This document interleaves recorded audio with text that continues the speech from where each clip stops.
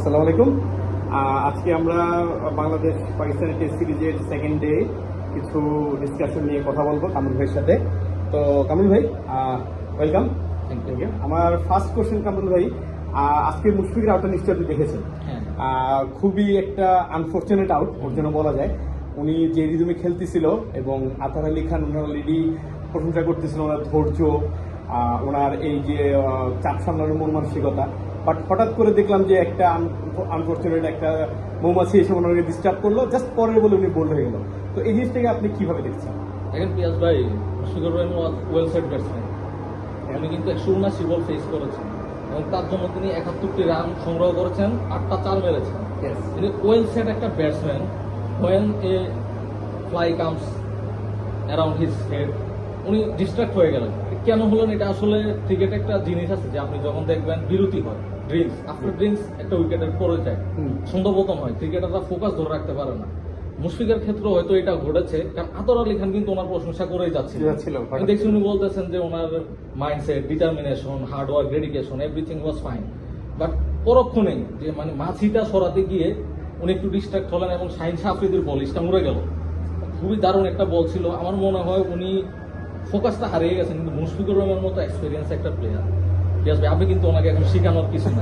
যদি বলে এখনো আমি শিখছি, এটা আমাদের জন্য ব্যর্থতা। উনি এশিয়ার সেকেন্ড ক্যারিয়ার লং টাইম করতেছে সচিনের পরে, এখন উনি আছে এত এক্সপিরিয়েন্স, 20 বছর প্লাস, 2 দশক। এখন উনি যদি বলে আসলে আমার এখনো শিখার কিছু, এটা বাংলাদেশের কমন ডায়লগ। আমার মনে হয় এখানে শিখার কিছু নয়, এখানে ওনার মনোযোগের ঘাটতি ঘটেছে। মুশফিকুর রহিম আসলে বাংলাদেশকে এত কিছু দিয়েছে বিয়াস ভাই, 2-3টা ম্যাচ ছাড়া। এগুলো নিয়ে আমরা হয়তো পরে ডিসকাস করবো। একটা ভারতের সাথে ম্যাচ, যেটা 3 বলে 2 রান নিতে পারেন নাই, সেটার কষ্ট বাঙালি জীবনও ভুলবে না। তারপরে আছে ওই নিউজিল্যান্ডের সাথে ওয়ার্ল্ড কাপে একটা স্টাম্পিং উনি বান্ডল করেছেন। বাট এছাড়া উনি অনেক কিছু দিয়েছেন। তো আজকের এই জিনিসটা আসলে আনফর্চুনেট। এটা আসলে আমার মনে হয় ফোকাসের অভাব হয়ে গিয়েছিল মাসিকার কারণে। এটা মাসিকেও আপনি দোষ দিতে পারেন না, বলটাও ভালো ছিল। বাট ওনার মতো সিনিয়র প্লেয়ারের আমার মনে হয় যে এই জায়গাগুলো আসলে একটু বেশি সিরিয়াসলি নেওয়া উচিত। ওনার থেকে ইয়াংস্টাররা শিখবে। ধন্যবাদ। আর আরেকটা টপিক নিয়ে আলোচনা করতে যাচ্ছিলাম, গতকালের মমিনুলের আউটটা। মমিনুল জানেন যে 91 রানে আবার আউট হয়ে গেল এবং লাস্ট আমরা যেটা পরিসংখ্যান করলাম, উনি 90-র ঘরে 7 বা 8 বার আউট হইল। 8 বার আউট হয়েছে। তাহলে ওনার ক্যারিয়ার সেঞ্চুরি যদি 13টা থাকে, উনি কিন্তু সেঞ্চুরিটা 19টা বা 20টার দিকে নিয়ে যেতে পারতো। সুতরাং এই 90s করে আউট হওয়াটাকে আপনি কিভাবে দেখছেন? রিয়াল ভাই, আপনি একটা প্রবাদ শুনেছেন ক্রিকেটে, নার্ভাস 90s।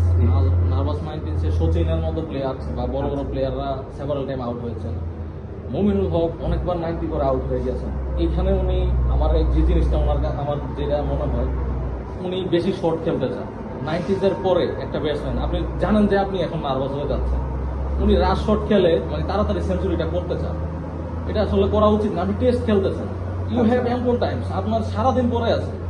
এমন তো না যে আপনার পিছনে ব্যাটসম্যানের লাইন ধরে বসে আছে, সবাই 100 করবে, এমন না। বাংলাদেশে 100 করে কয়জন? আপনি সেখানে 90 সুযোগ পাচ্ছেন। আপনি টাইম নেন। আপনি দরকার টেস্টে আপনি 80 বল খেলে 10টা রান করেন না, আপনার তো কোনো ফল্ট বলবেন। উনি কিন্তু অনেক 200 প্লাস বল কিন্তু খেলছে কালকে ম্যাচে। উনি ধৈর্যের পরীক্ষা দিয়ে আগাচ্ছে। উনি কি যে হয়, উনি রাশ শট খেলতে গিয়ে এমন আউটগুলো দেখবেন সিলি আউট। আচ্ছা, হ্যাঁ, সেভারাল টাইম ওনার আগে 90 উইকেটগুলো দেখবেন সিলি আউট, স্লিপে এইচ করে দিচ্ছেন বা কাভার ড্রাইভে সুন্দর করে ক্যাচ তুলে দিচ্ছেন। এগুলো আসলে ভাই, এত এক্সপিরিয়েন্স একটা প্লেয়ারকে আসলে আমরা এখানে বলে কিছু শিখাতে পারবো না। মানে নিজ থেকে এটা আসলে উপলব্ধি আসতে হবে যে আমি 100 করবোই, 90 করছি, আমাকে 100 করে মাঠ থেকে উঠতে হবে, তারপরে আমি 2 দিন শেষ করে আসবো। বুঝতে পারছি, থ্যাংক ইউ। আর লাস্টে আজকে জাস্ট আলোচনা বড় করবো না, একটা জিনিস, আজকে টেস্টের সেকেন্ড দিন থাকার পরে আপনি কোন দলকে ইয়ে রাখবেন?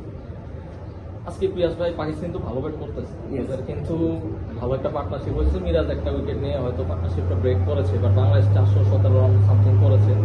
এটা টেস্টে একটা ভালো স্কোর। তো আমার মনে হয় টেস্টটা যদি পাকিস্তান ভালো ব্যাট করে ফেলে, এটা ড্রয়ের দিকে যাবে যদি কেউ কলাপস না করে। মানে আপনি এটা ফলাফলের থেকে মানে ড্রটার দিকে আমি এগিয়ে রাখতে, যেহেতু আমি লাস্ট এপিসোডে বলেছি শক্তিমত্তার দিক থেকে বোথ আর লাইক 50-50। ইভেন আমরা আজকের দিন পর্যন্ত খেলা দেখে থাকি, আমরা কিন্তু দুইটা টিমকে 50-50 বলতে পারবো। কেউ কিন্তু বেশি আগায় না, বেশি পিছায় না। আপনি যদি দেখেন দুইটা দলই কিন্তু কাছাকাছি, মানে ব্লান্ডার করে না।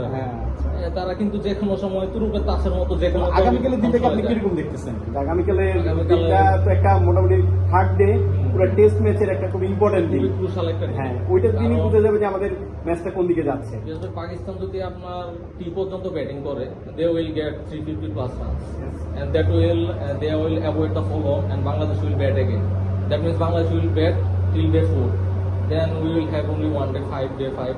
If any team doesn't collapse, Pakistan এবং বাংলাদেশ দুটো কিন্তু আনপ্রেডিক্টেবল টিম, Unpredictable. যে কোনো সময় কলাপস করতে পারে। বাট যেভাবে আগাচ্ছে কাগজে কলমে আমার মনে হচ্ছে এটা ড্রয়ের দিকে এগাচ্ছে। ওকে, ধন্যবাদ কামরুল ভাই। আমরা ইনশাল্লাহ আগামীকাল এবং পরশু দিনও এই অ্যানালিসিসটা করবো। ইনশাল্লাহ। আপনাকে সময় দেওয়ার জন্য ধন্যবাদ।